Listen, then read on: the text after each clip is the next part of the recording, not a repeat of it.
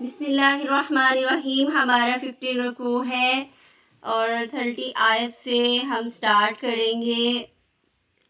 देख लेते हैं। 30 इसलिए कहा हमने ज़मीन से निकाल देंगे क्योंकि वो इनकी गलत बातों से इनको मना करते थे, और तो उन्होंने अपने आप को तब्दील करने की बजाय मसले का हल ये ढूंढा कि रोकने वालों को रोक दो, दूर कर दो। इनके रब ने वही की कि तुम परेशान ना हो, तुम हक पर हो, कामयाब भी तुम्हें ही फतह मिलेगी। जालिमों को हम क्या करेंगे? हलाक कर देंगे। रसूलों की मदद उनकी सच्चाई की वजह से होती है, इखलास की वजह से। नीयत खालिस हो तो अल्लाह रब्बुल इज़्ज़त मदद करते हैं। 14 आयत, इन जालिमों के बाद तुमको ज़मीन में बसाएंगे। इशारा आप सल्लल्लाहु अलैहि वसल्लम की तरफ है, ये अंदाज में कि मक्के में दाखिल हो गए थे, आपके दुश्मन मिट जाएंगे। ये मेरा वादा है, जो सामने खौफ करेंगे वो उन पर मेरी वईद होगी। जो आपको डराएंगे, आपको ललकारेंगे, उनके लिए ही दर्दनाक अजाब है। आगे भी 16 आयात में भी कि वो सरकश थे, जिद्दी थे, बात नहीं मानते थे।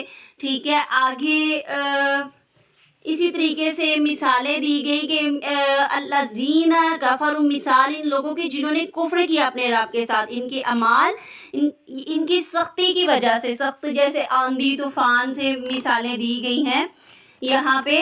तो यहाँ पे 18 आयात को अगर देखते हैं, इसमें भी मिसालें अपने पालने वाले यानी कुफ्र करते हैं वो जो मिसल राख के हैं। ठीक है, 90 आयत, क्या तूने नहीं देखा कि अल्लाह ताला ने आसमान और ज़मीन को बेहतरीन तदबीर के साथ पैदा किया। ठीक है, अल्लाह ताला बता रहे हैं कि मैंने कैसे सोच समझ के सलाहियत के साथ पैदा किया, तुम्हें पता ही नहीं चलता, तुम किधर खोए हुए हो, किधर भटके हुए हो। ठीक है, 21 आयत में भी अल्लाह के सामने रूबरू खड़े होंगे उस वक्त कमज़ोर लोग, बड़ाई वालों से कहेंगे कि हम ताबेदार थे, क्या तुम अल्लाह के अजाबों से कुछ अजाब हमसे दूर कर सकते हो? जवाब देंगे, अगर अल्लाह हमें हदायत देता तो हम ज़रूर तुम्हारी रहनुमाई करते।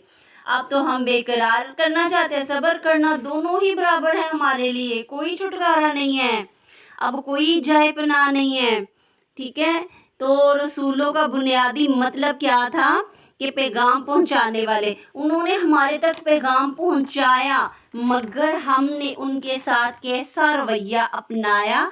देखे कि जिसको हम दुनिया में मानते थे, जिनको हम दुनिया में दर्जे देते थे, वो रोज़े आखिरत जब हम उनसे कहेंगे तो वो भी हमसे किनारा कशी कर लेंगे। तो फिर हमें करने के हमारे कौन से काम है बेहतरीन? कुफ्र नहीं करना, हमने कुफ्र बिल्कुल भी नहीं करना। रसूलों को धमकियां नहीं देनी कि फला फला ये वाला रसूल ऐसा था, वो रसूल ऐसा था।